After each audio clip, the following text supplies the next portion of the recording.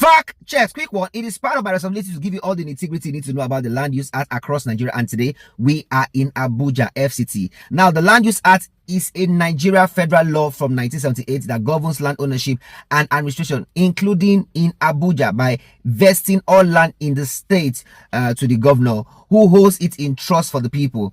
Its goals include ensuring land accessibility, preventing speculation, and centralizing land management. Under the Act, individuals receive a statutory right of occupancy rather than absolute ownership, requiring the governor's consent for legal transfer of land. The Federal Capital Territory Administration in Abuja manages land use, collecting ground rent, and having the power to revoke the right of occupancy for public purposes, as seen within the recent takeover for land of non-payment. So those of you that have not been paying, you see that recently they've been taken over because that is what the law actually says. Now, there are key aspects of this land use act in Abuja. The first is vesting ownership. The governor of the state, that's the minister, or the FCTA for the Federal Capital Territory of Abuja, controls all land, holding it in trust for the people. Now, also note that the right of occupancy, the title that is used in Abuja, instead of full ownership, individual receive a statutory right of occupancy, which is essential to lease granted by the government, just like the government granting you rent to the place.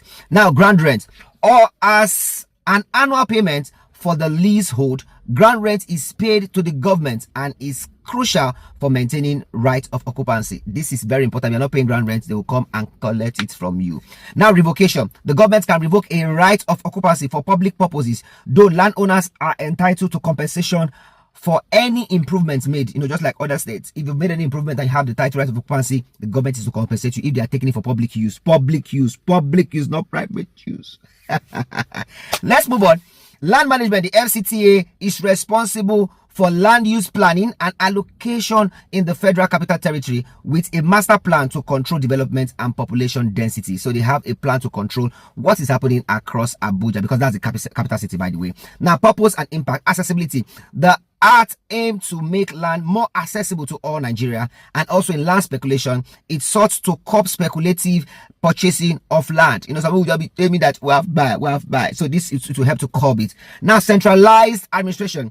By centralizing land administration, the Act aimed to simplify process and reduce disputes. And also, we know that they have the tenure security. It is intended to improve land tenure security for citizens.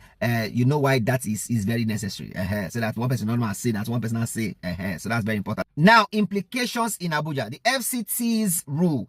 The FCT enforces the Act, including collection of ground rent, which is a significant revenue resources in Abuja. Don't forget that. And the enforcement